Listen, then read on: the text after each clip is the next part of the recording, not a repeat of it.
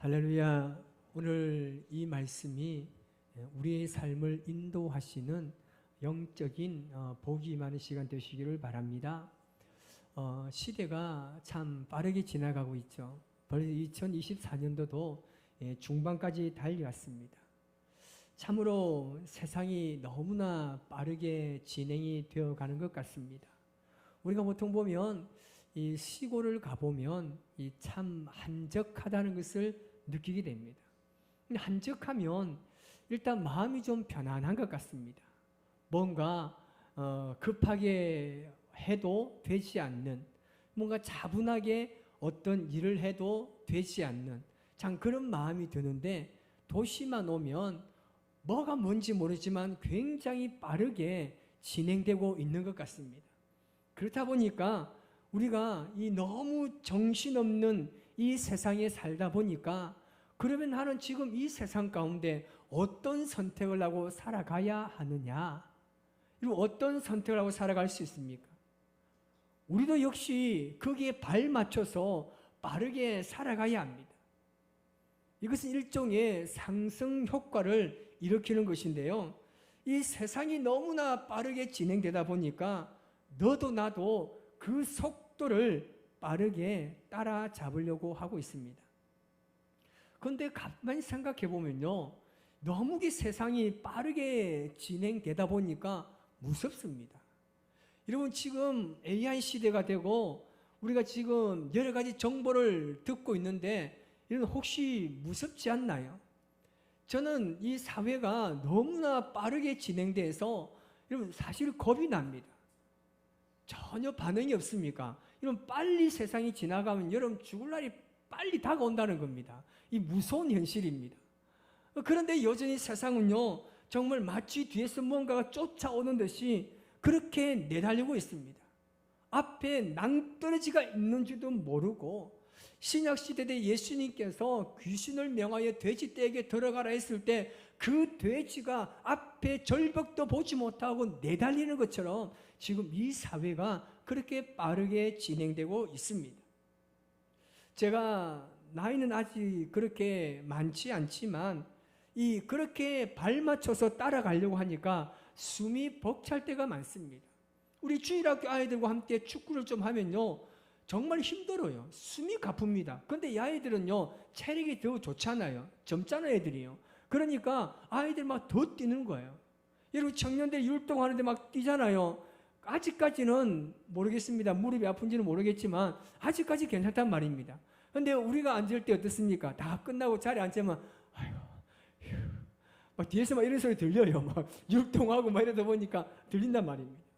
제가 그렇게 이 가쁘게 숨을 몰아쉬는 지금 이 저질스러운 체력 때문에 청년들과 함께 교제해야 되고, 때로는 많은 시간을 소통해야 되는데 그들의 문화에 따라가려고 하니까 적지 않은 문제가 발생하기도 합니다. 아마 우리 청년들이 저를 이해하고 포용해 줬기 때문에 함께 교제할 수 있는 것 같습니다. 이런 현실에 놓여 있는데 우리가 어떻게 행동해야 됩니까? 사실 시대가 바뀌면서 그 기술이 발달하는 것은 결코 나쁜 일이 아닙니다. 하지만 인간의 편리함으로 인한 이 문명의 발달은 하나님의 창조 질서와 하나님께서 지으신 이 아름다운 세계가 지금 무너지고 있다는 것입니다. 계속 이러한 사회가 지속이 되면 분명히 문제는 발생하게 되는 겁니다. 그것이 뭐냐, 바로 이 사회가 생각이 없어지는 겁니다. 이정춘 교수라는 분이 책을 집필한 것 중에 생각 없는 사회라는 책이 있습니다. 그 책을 읽다 보면요, 아주 우리 사회에 아주 우리의 이 생각을 다시 해보게 하는 말인데, 그 말이 뭐냐면, 이 디지털 시대에 이 사람들이 자신의 편리함으로 인해서 사람들이 이 생각이 점점 사라지고 있는 시대가 되었다가 우리에게 경고합니다.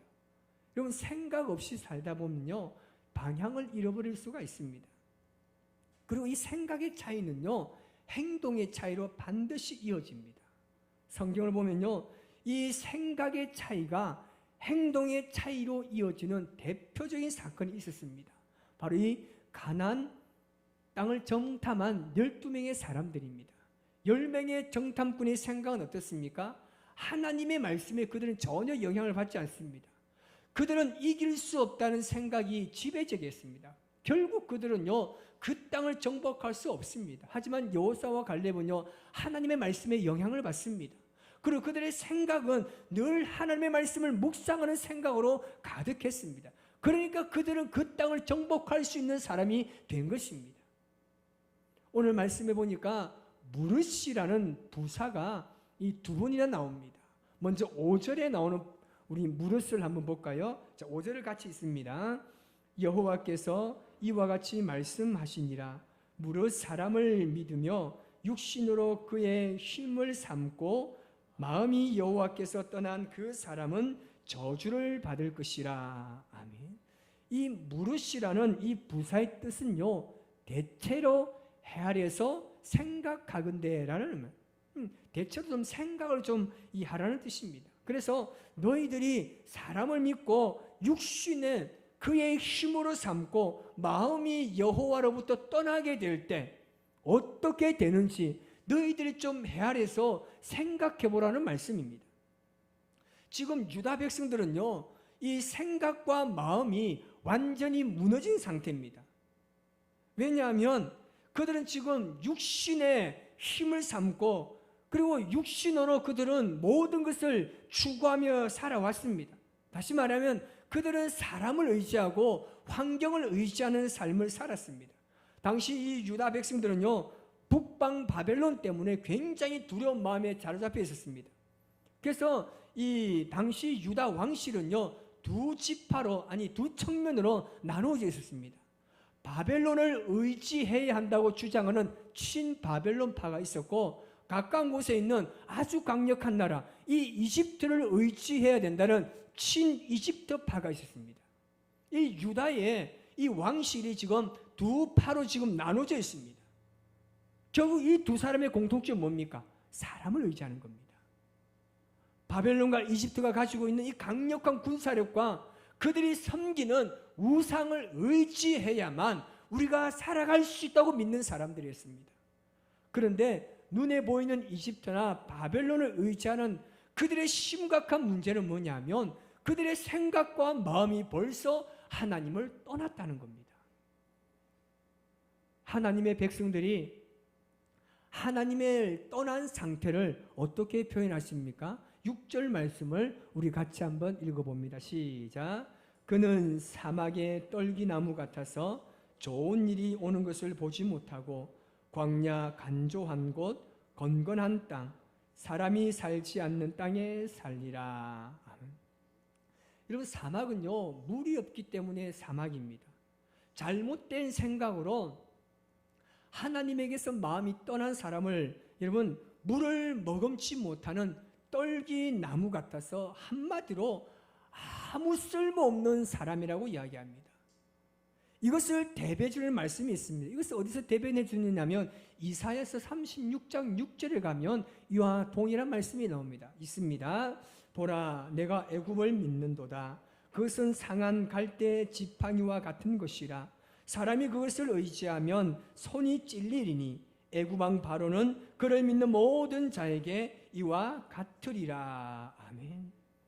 애굽을 믿고 애굽 사람들의 손을 잡는 것은 히스기야 시절에 있었던 일입니다. 사실은 히스기야 시절에 있었지만 이것은요, 그 이전에 그의 아버지 아하스 시절에 있었던 이야기입니다. 그 이야기는요 14년 전으로 돌아갑니다.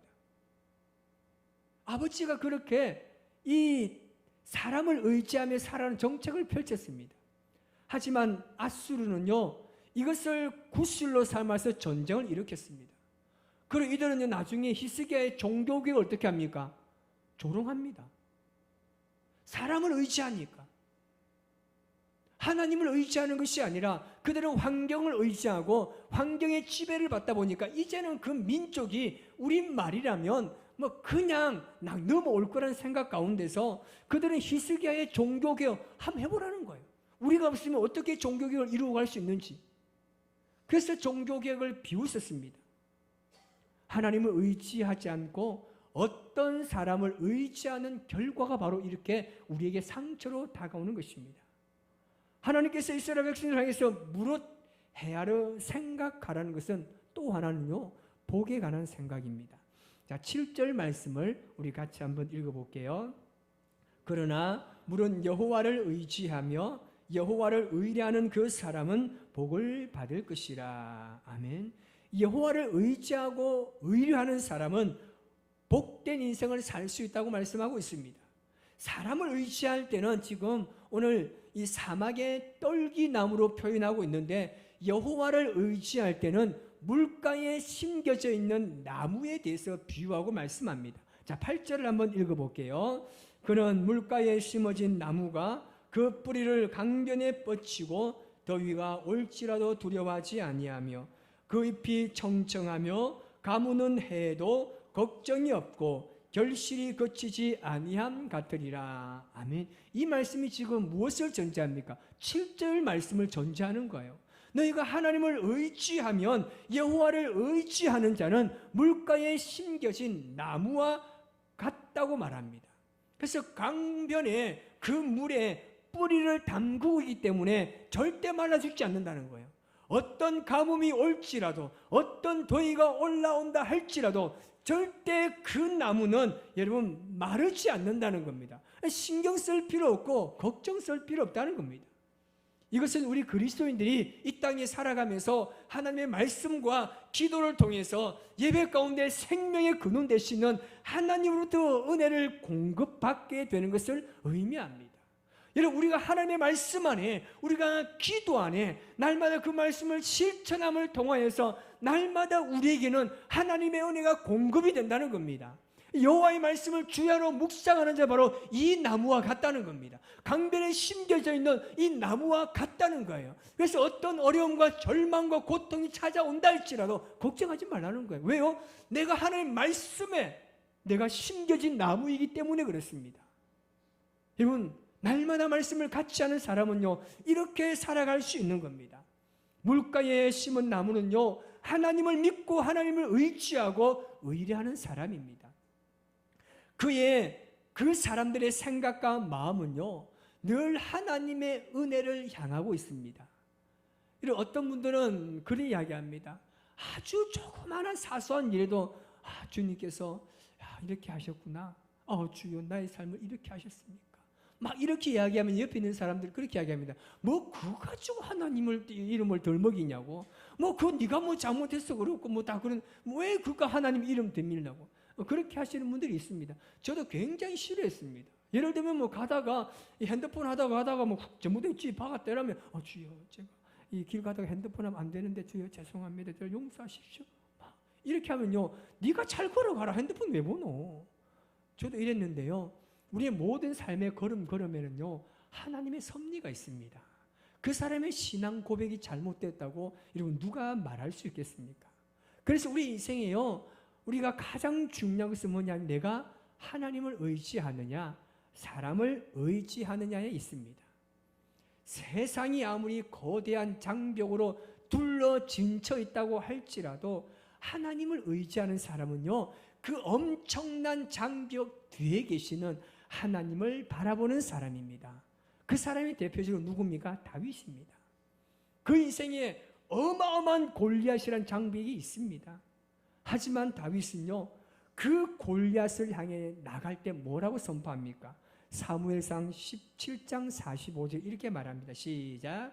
다윗이 블레셋 사람에게 이르되 너는 칼과 창과 단창으로 내게 나아오거니와 나는 만군의 여호와의 이름 곧 내게 모욕하는 이스라엘 군대의 하나님의 이름으로 내게 나아가노라. 아멘.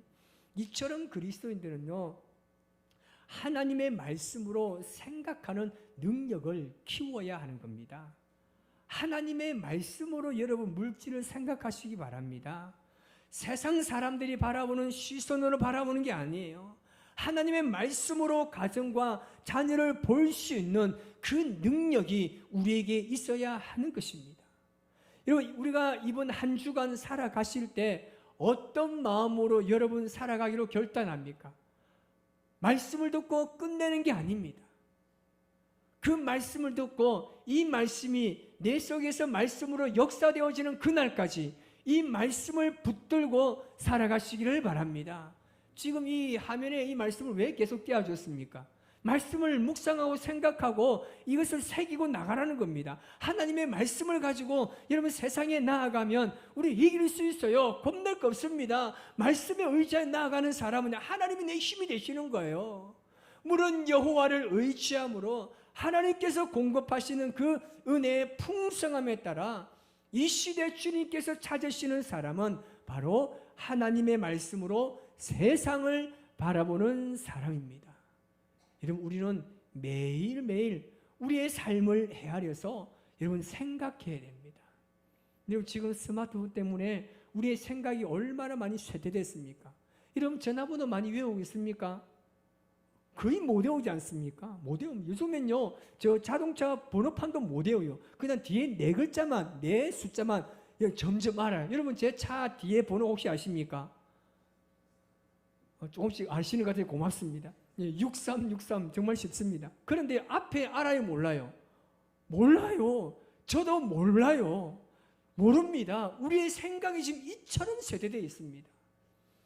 이 말은 뭐냐면 우리가 세상으로 너무나 빨리 달리게 되면요 우리는 그 말씀 앞에서 온전한 삶을 살 수 없습니다. 그래서 여러분 하나님께서요 말씀을요 주야로 묵상하라는 이유가 바로 거기 있습니다. 우리는 밤낮으로 말씀을 읽지 않으면요 우리는 여러분 세상에 동화되어서 세상의 방식대로 살아갈 수밖에 없습니다. 여러분 인생을 퍼센테이지로 한번 생각해 보십시오. 내가 하나님을 의지하고 생각하는 그 퍼센테이지와 내가 이 세상에 살아가면서 그 삶의 방식에 따라 살아가는 퍼센테이지를 생각해 보십시오. 어느 그 일이 더 높습니까? 지금 우리가 세상을 살아가고 있기 때문에 거기에 오히려 더 많은 퍼센테이지 있지 않습니까? 여러분 이번 한 주간 살아가면서 더 많은 생각해 보십시오. 말씀요 한번 외워보십시오. 제가 단언하건대 이런 다음 주까지 말씀을 한 절 외우고 오세요 하면 외우고 오실 분이 있을까요? 없을까요? 한번 외워보세요. 태초에 하나님 천지를 창조하신 이런 거 말고요. 이런 거는 그거 다시 외우고 있으니까 조금 긴 거 있잖아요. 한 대여섯 줄 되는 이런 거 한번 외워보십시오. 저도 한번 말씀을 매주마다 매일마다 저는 한 절 말씀을 외우는데 다음 주 되면요 아주 깨끗하게 리셋이 됩니다. 아무것도 남지 않습니다. 지금 우리의 생각이 이렇다는 말입니다. 그래서 하나님께서 우리에게 말씀하실 때 뭐냐면 너희들의 인생이 사람을 의지하느냐 아니면 하나님을 의지하느냐 깊이 생각해 보란 말입니다. 이 생각이 없어지면요 우리는 여전히 세상을 향해서 내달리고 있습니다. 오늘 제가 오전에 말씀한 것처럼 이 파홈이란 이 사람처럼 무조건 앞을만 전진해 나갑니다. 뒤로 돌아볼 시간이 없습니다. 바라옵기는 오늘 이 말씀을 통하여서 하나님께서는요 하나님을 의지하는 자가 복을 준대요. 우리가 달라는 게 아니잖아요. 의지하면 준대요. 여러분 날마다 기도의 자리 잘 지켜가시기 바랍니다. 제가 이런 말은 뭐 개인적으로는 하지만 잘 안 하지만 여러분 우리 항종 직분자들은요 무조건 새벽 기도 나와야 돼요. 저 집이 부산이나 울산 아니면 다 나와야 돼요. 아무도 아멘 안 한다. 조용.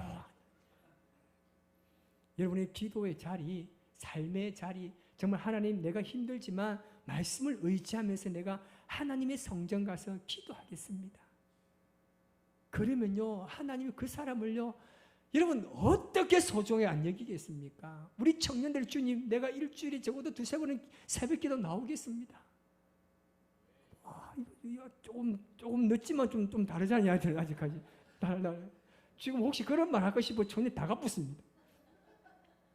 우리 모두가 이렇게 이번 한 주간도 하나님 말씀을 의지하고 신뢰하는 그 사람 하나님께서 복을 주시고 이 땅에 살아가면서 우리에게 걱정과 근심이 없다고 말씀하시는 것처럼 이번 한 주간도 세상을 의지하기보다 하나님의 말씀을 의지하고 하나님 편에 서서 주님께서 기뻐하시는 삶을 살아가는 저와 여러분의 삶이 되시기를 주님의 이름으로 축복합니다.